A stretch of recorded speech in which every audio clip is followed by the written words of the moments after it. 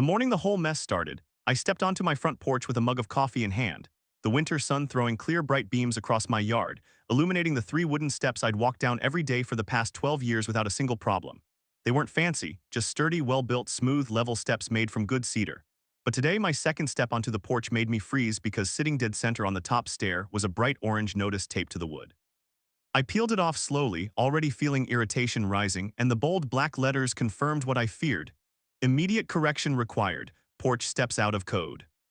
Before I could even finish reading the ridiculous accusation, I heard heavy, wet breathing coming from my walkway, and turning my head I saw Mark Rudd, an American white male in his 50s, extremely overweight, always sweating, wearing a tight, bright pink dress shirt stretched over his large belly and black dress pants, marching toward me with that self-important wobbling stride he always used when he thought he was about to deliver something profound. Belly bounced beneath his pink shirt as he waved a clipboard like a holy artifact. "Good morning," he barked, though the greeting came out half-pant, half-wheeze. "We have a structural violation to discuss." I lowered my mug. "Mark, I've lived here over a decade. These steps haven't changed once." His chest puffed. "Which is exactly the problem. Aging wood creates safety hazards, and the Homeowner Association under MY leadership will not tolerate defective entry construction." I stepped down the stairs slowly, intentionally, without a single wobble. "Seems sturdy to me." His eyes bulged as if insulted. "That is not the point. A structural element must be code-compliant at all times." The winter sunlight caught the sweat already forming across his forehead despite the cold. I crossed my arms, my red and black flannel shirt rustling as I breathed. "And which code is this supposedly violating?" Flipped through his clipboard aggressively, pages flapping everywhere, though I noticed half of them were blank. Page AH, he said triumphantly, pointing to a completely empty sheet. "This one. That paper has nothing on it." He cleared his throat dramatically. "ITSAN internal draft, meaning you wrote it this morning." "Meaning," he corrected, sweating harder, "that the HOA is in the process of establishing updated safety standards for front entry systems." I stared at him. "Front entry systems?" "Yes," he yelled, wobbling with the force of his own volume, "including but not limited to STEPS, handrails, thresholds, and aesthetic KLIGNED angular geometry." That was so stupid I couldn't help blinking. "Angular geometry, it is a very technical term," he snapped. "Beyond the average homeowner's understanding. Try me," he sputtered. Well, there are angles involved." A couple of my male neighbors, Mike from next door and John from across the street, paused mid-morning chores to watch. None of them said a word, they just folded their arms like spectators at a wildlife documentary. Mark noticed immediately. "Move along," he screamed at them. "This is a private code enforcement action." I shook my head. "Mark, you don't get to invent a violation overnight and slap a notice on my house." His face tightened.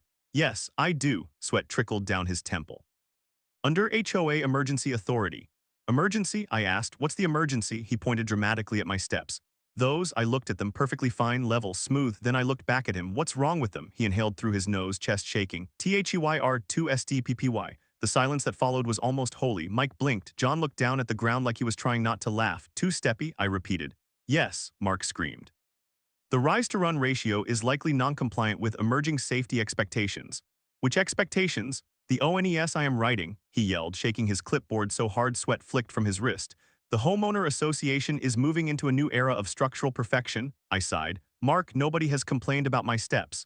His entire body jerked as if I'd insulted his lineage. "The HOA under MY direction is preemptively protecting the community from potential injury, lawsuit, or trip-related trauma." John muttered. "I've walked those steps for years, never tripped once." Mark spun so fast his shirt stretched further across his belly. "Do not invalidate official HOA findings," he ordered, pointing at John. "This is between me and the homeowner." I stepped closer. "So what exactly do you want me to do?" The man's entire face lit up with the sick glee of someone who had been waiting to give an outrageous answer. "Remove them," I frowned. "Remove my porch steps," he nodded furiously. "Immediately. And replace them with what?" His grin widened unnervingly. "With HOA-approved designs." "Let me guess," I said. "Designs you haven't written yet?" His lip twitched. "They are in development." "Meaning, they exist in MY mind," he screamed. I pinched the bridge of my nose. "Mark, I'm not tearing out perfectly good steps because you woke up wanting to play architect." His breathing grew heavier. "Then you will be FINED." "For what violation?" He held up the blank page again. "This one." Mike couldn't stop himself anymore. He burst out laughing. Mark's head whipped around. "Do not mock HOA documentation." "There's no documentation," Mike said. "It's a blank sheet." Mark growled, actually growled. Then he spun back to me. "You have 24 hours to remove these steps or face escalated consequences." "And if I do?" I asked. He leaned in so close I could smell the cheap aftershave, fighting a losing battle against sweat. "Then I will take further action." I raised an eyebrow. "What kind of action?" He puffed his chest again. "You'll see." And with that he stomped down my walkway, belly bouncing, pink shirt fluttering with each step, sweat dripping behind him like breadcrumbs marking the path of insanity. I watched him go, sipping my coffee, already knowing that by the end of the day, this situation would be far crazier than a complaint about porch steps had any right to be. But even then, I didn't know just how badly this would blow up or who would walk into the middle of it. Because the original builder of this porch wasn't just any builder, and he wasn't going to stay quiet. By midday, the winter sun had climbed higher, the light turning harsher and clearer as it bounced off car hoods and frosty roofs. And I had almost convinced myself that maybe, just maybe, Mark Rudd, an American white male in his 50s, extremely overweight, always sweating, wearing a tight bright pink dress shirt stretched over his large belly and black dress pants, had gone back to his house, sat down, and realized how insane his two-steppy accusation sounded. I was wrong. Around 11:30, I heard the distinct sound of heavy, angry footsteps on the sidewalk, sharp stomping impacts followed by labored breathing. And when I stepped out onto my porch again, there he was, trudging back toward my house with even more sweat rolling down his red face than before. A fat tape measure bouncing against his gut and a small plastic level clutched in one hand like a weapon. Behind him waddled two male HOA volunteers, one with a notepad, the other carrying a camera that looked way too professional for whatever nonsense they were about to attempt. "Attention!" Mark Rudd, an American white male in his 50s, extremely overweight, always sweating, wearing a tight bright pink dress shirt stretched over his large belly and black dress pants, shouted the moment he saw me, raising his level like a sword. "This is an official structural inspection under HOA authority." I took another sip of coffee. "You mean you're back to stare at my stairs?" His eyes narrowed, sweat trickling down the bridge of his nose. "Your porch steps are a danger to this community," he declared, "and I will prove it scientifically." Mike had reappeared on his driveway, arms folded, watching the show. Two more male neighbors, Greg and Lewis, stepped out too, pretending to check their mail but not even bothering to open the boxes. "This should be good," Greg muttered. "Science." Mark Rudd, an American white male in his 50s, extremely overweight, always sweating, wearing a tight bright pink dress shirt stretched over his large belly and black dress pants, boomed, wiping his sweaty forehead with the back of his hand. He stomped up to the steps, his black dress shoes scraping loudly against the wood. "Step number 1, height analysis." He extended the tape measure from the ground to the top of the first step, grunting dramatically. "HMM. What's supposed to mean?" I asked. "It means," he barked, "that this step is a number of inches." Greg chuckled. "Wow, groundbreaking." Mark glared at him, then pressed the level down onto the tread. The tiny bubble sat perfectly centered. He frowned. This can't be right." "Looks level," I said. "It's not the levelness that's the problem," he yelled, snatching the level up and moving to the second step. "The overall vibe." "The vibe," I repeated. "Yes." He pressed the level down again. "Perfect." Sweat dripped onto the wood, darkening it in spots. "These steps radiate risk," he announced. "I can feel it," Lewis said under his breath. "The only thing radiating is you, man." "What was that?" Mark Rudd, an American white male in his 50s, extremely overweight, always sweating, wearing a tight bright pink dress shirt stretched over his large belly and black dress pants, bellowed. Lewis raised his hands. "Nothing, please continue your science."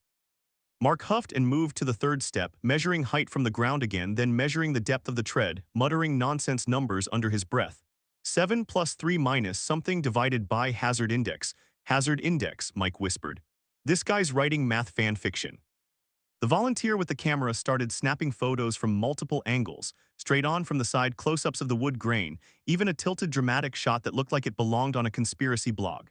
"Get the risers," Mark Rudd, an American white male in his 50s, extremely overweight, always sweating, wearing a tight bright pink dress shirt stretched over his large belly and black dress pants, commanded. "The risers tell the true story." The volunteer crouched, clicking away. I sighed. "What's the point of all this, Mark?" He straightened up, breathing heavily, sweat plastering his pink shirt to his stomach. "The point is to document your blatant disregard for evolving community standards." "Evolving?" I asked. "You just invented them." "The HOA must adapt," he shouted, "and you resist progress."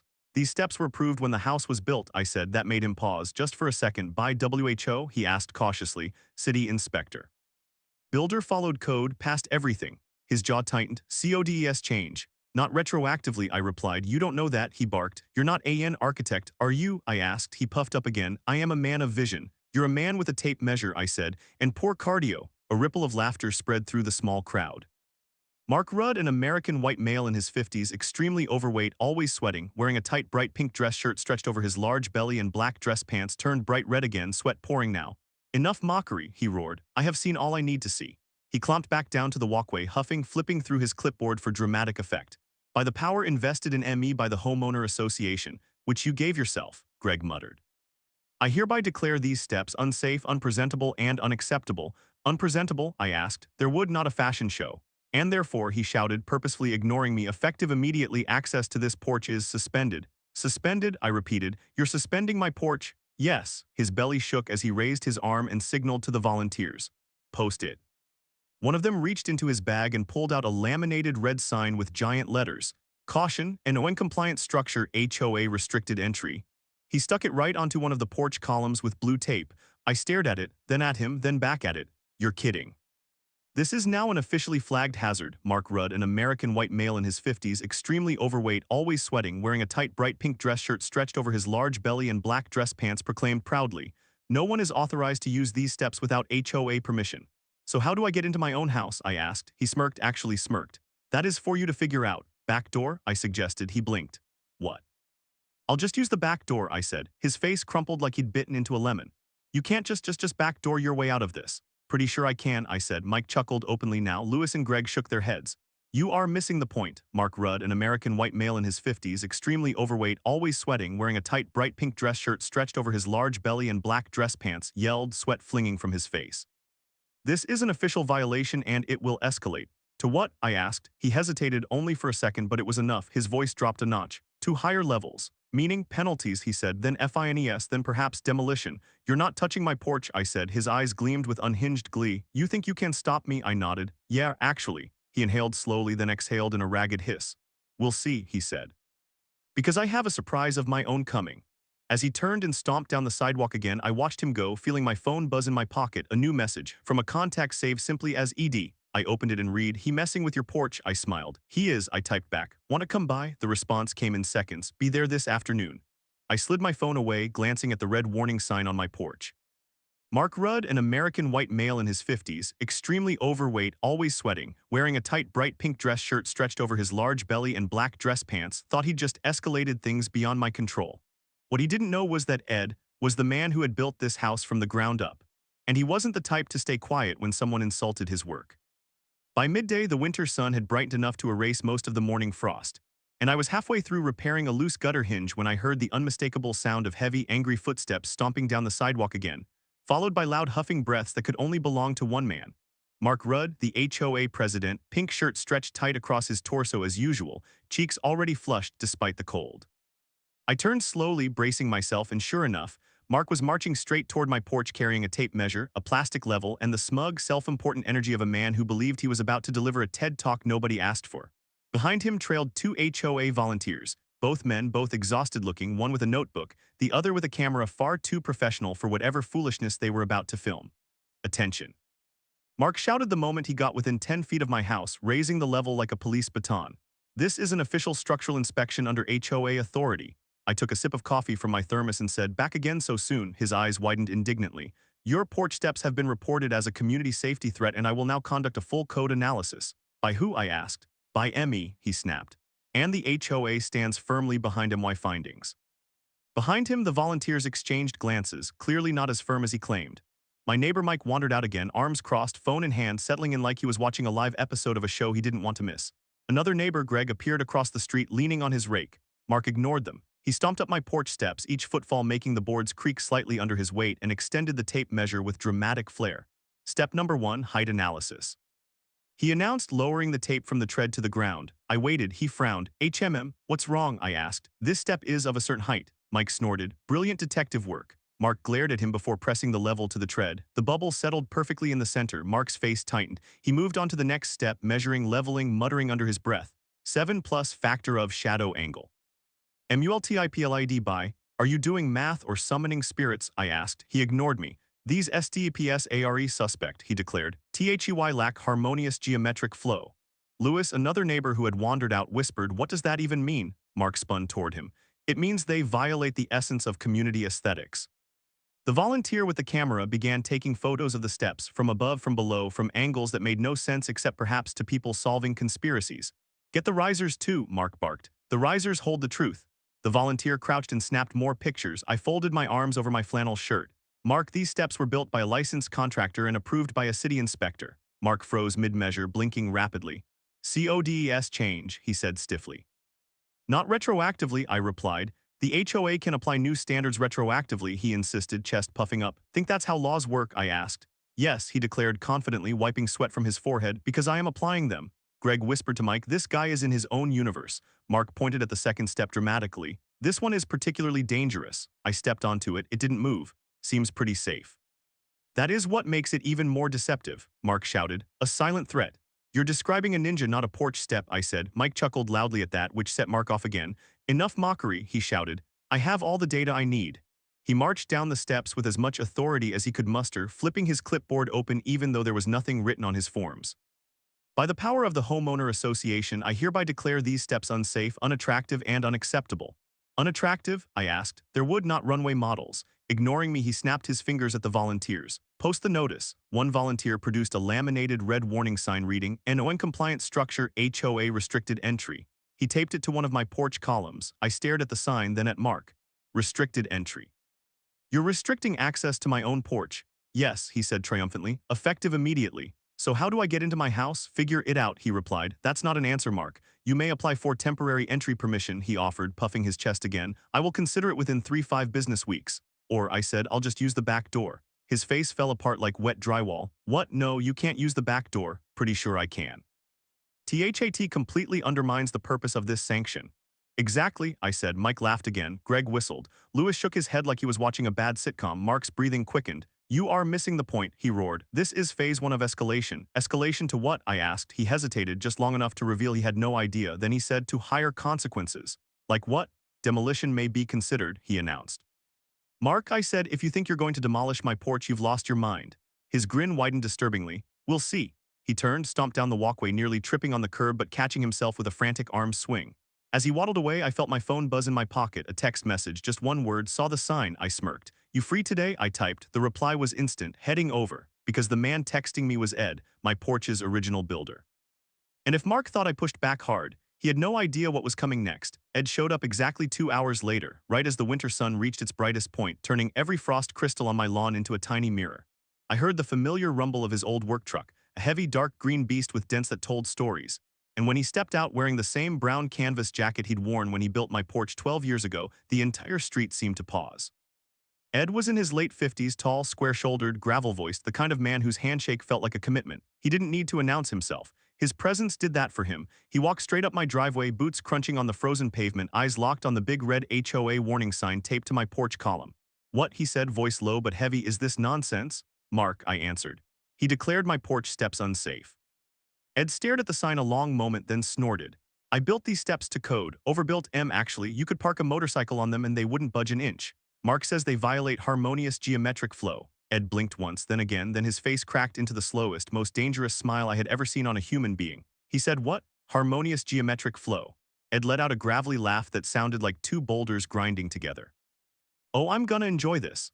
Before I could ask what he meant, Mark himself appeared at the end of my driveway, pink shirt stretched tight, breathing hard, clipboard clutched like a sacred manuscript.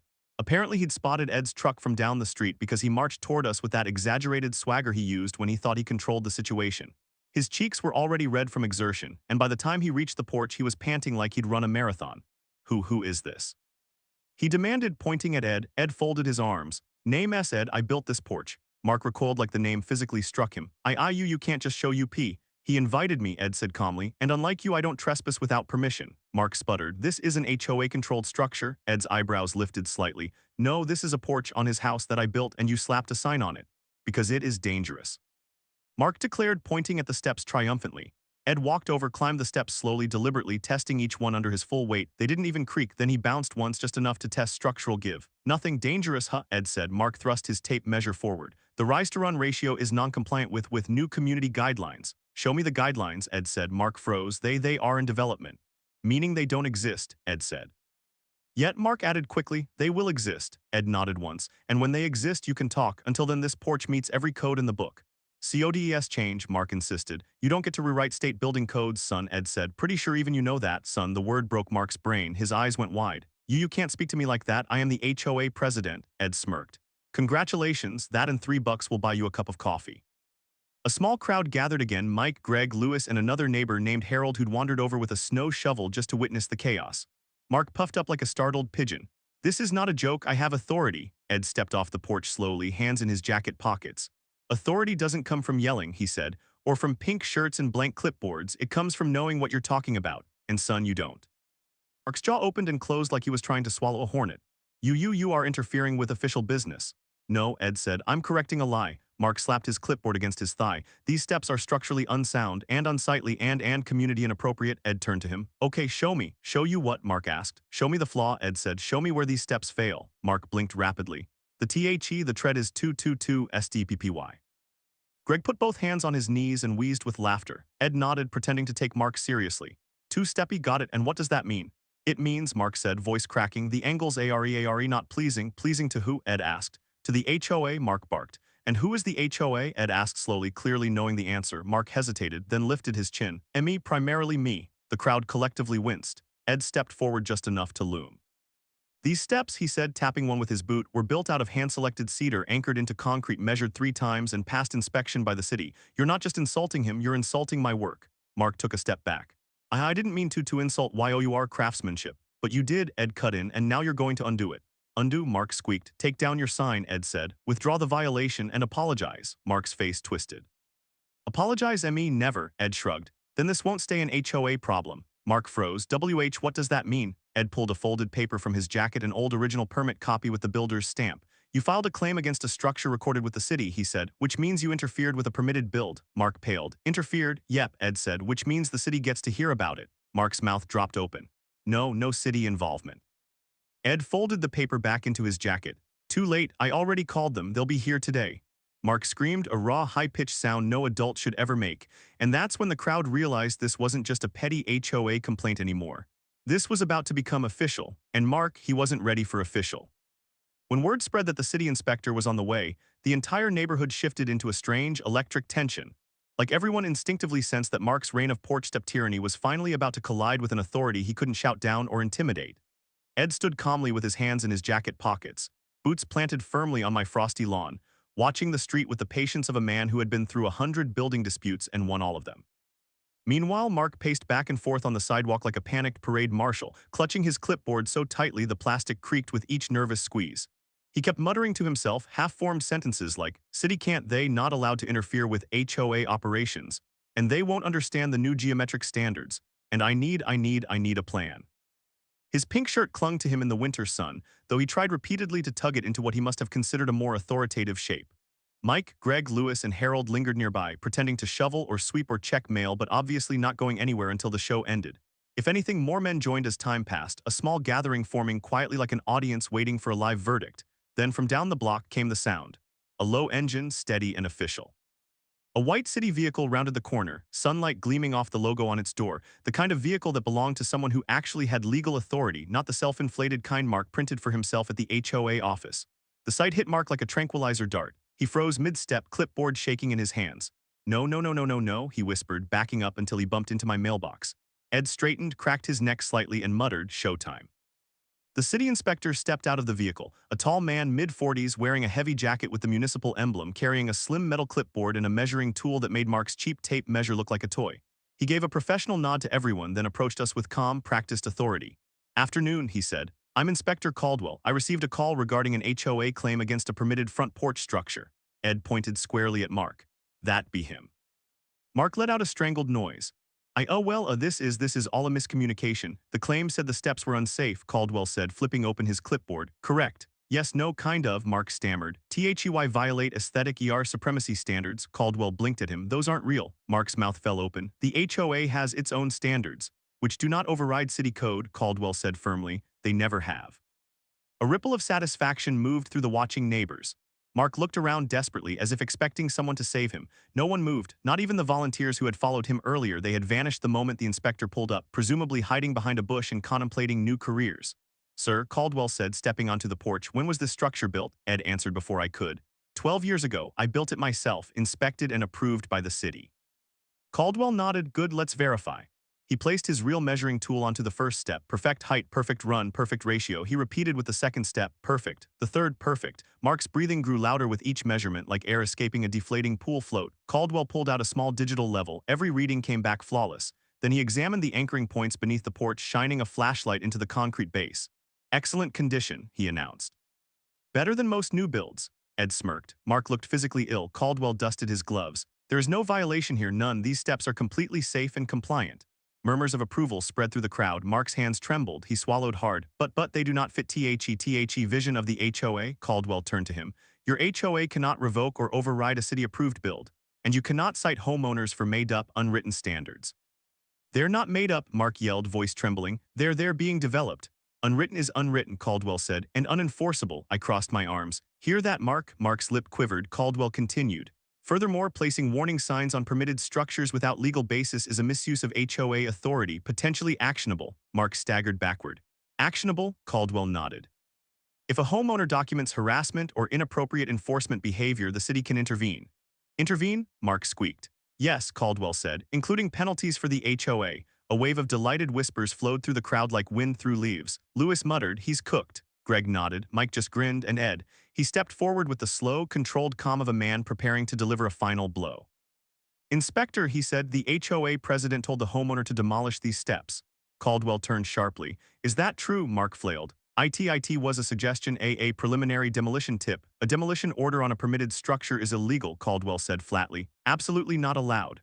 Illegal? Mark sputtered. You can't just call IT illegal. It is, Caldwell said, and this incident is being documented. Mark's clipboard slipped from his hands and smacked the pavement. The neighborhood gasped. Caldwell wrote something down. Mark lunged forward desperately. You don't understand. I am trying to maintain order, uniformity, community symmetry. You're causing harassment, Caldwell said, and that ends today. I stepped closer. So what now? Caldwell looked at me. I will be filing a report with the city. The HOA will be instructed to rescind the violation immediately. Mark emitted a noise somewhere between a sob and a squeak. Caldwell continued speaking directly to him. And sir, if you post another baseless warning sign on this property or any property, you may face fines. Mark's knees wobbled. Fines for me? Yes, Caldwell said, for you. The inspector handed me a printed form. Keep this for your records. Then he packed his tools and left, driving away with the slow, confident authority of someone whose job was already done. The moment his vehicle disappeared, Mark fell to his knees in the snow, hands on the ground, staring at the red sign he'd taped up earlier. And slowly, painfully, he began peeling it off like a man surrendering his last shred of power. And the neighborhood watched him in total silence, because everyone knew this wasn't the end. This was the beginning of Mark's unraveling. The silence that followed Mark peeling the warning sign off my porch felt like the stillness after a storm, the kind where the sky clears, the sun brightens, and you realize the worst winds haven't just passed, they've blown the troublemaker straight into his own disaster. Mark held the limp red sign in both hands, staring at it as if it were the shredded remains of his authority. His face twitched violently between anger, humiliation, and the dawning realization that he had no moves left on the board. He crumpled the sign with a shaky exhale, then immediately uncrumpled it, as though unsure whether admitting defeat in front of the neighborhood would physically harm him.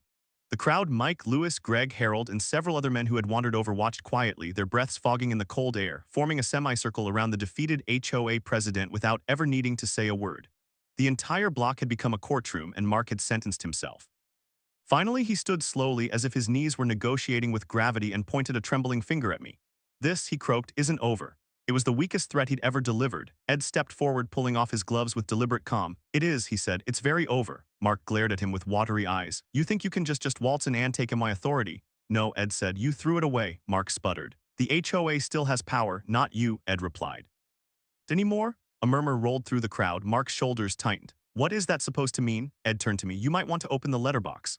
I frowned but walked to my mailbox, flipped it open, and found a thick envelope stamped yesterday, HOA letterhead addressed to the entire community. What is this? I asked. Read it, Ed said. I tore it open. The first line made my eyebrows shoot up. Notice of emergency HOA member review and leadership accountability hearing.